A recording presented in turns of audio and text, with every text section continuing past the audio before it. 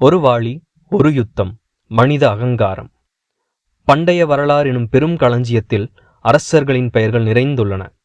அரண்மனைகள், ஆயுதங்கள், பேரரசுகள் இவையே பெரும்பாலும் நாம் நினைவுகூரும் சின்னங்கள்.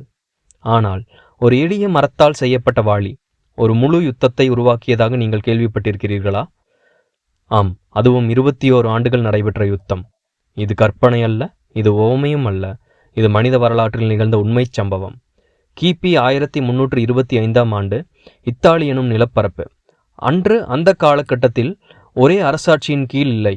ஒவ்வொரு நகரமும் ஒரு தனித்தன்மை கொண்ட அரசியல் சக்தியாக இருந்தது. அந்த நகரங்களில் மிக முக்கியமான 2 நகரங்கள் மொதினா, பொலோன்யா. அந்த 2 நகரங்களும் நீண்ட காலமாகவே ஒற்றுமையற்ற உறவிலேயே இருந்தன. இந்த பகைமைக்கு பல வெளிப்படையான காரணங்கள் இருந்தன. ஒருபுறம் போப்பரசின் ஆதிக்கம், மறுபுறம் புனித ரோம பேரரசரின் அதிகாரம்.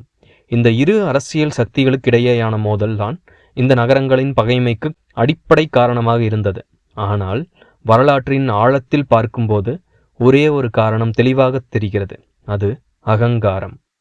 ஒரு நாள் மொதினா நகரத்திலிருந்து வந்த சில போர் வீரர்கள் பொலோன்யா நகரத்திற்குள் நுழைந்தனர். அங்கே ஒரு பொது கிணறு, அதன் அருகில் ஒரு சாதாரண மரவாளி. அந்த வாளியை அவர்கள் எடுத்துச் சென்றனர். அது ஒரு சிறிய செயல், அற்பமான சம்பவம். ஆனால் அதன் விளைவு மிக பெரியதாக மாறியது. பொலோன்யா நகரம் இந்த செயலை சாதாரணமாக எடுத்துக்கொள்ளவில்லை. நமது நகரம் அவமதிக்கப்பட்டது என்ற உணர்வு அவர்களின் மனங்களில் வேரூன்றியது. அமைதி பேச்சு இல்லை, சமாதான முயற்சி இல்லை. படைகள் திரட்டப்பட்டன. யுத்தம் அறிவிக்கப்பட்டது.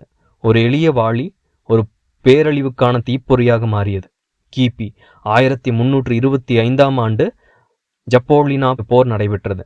10,000 கணக்கான வீரர்கள் போர்க்களத்தில் மோதினர். இது ஒரு சிறிய மோதல் அல்ல.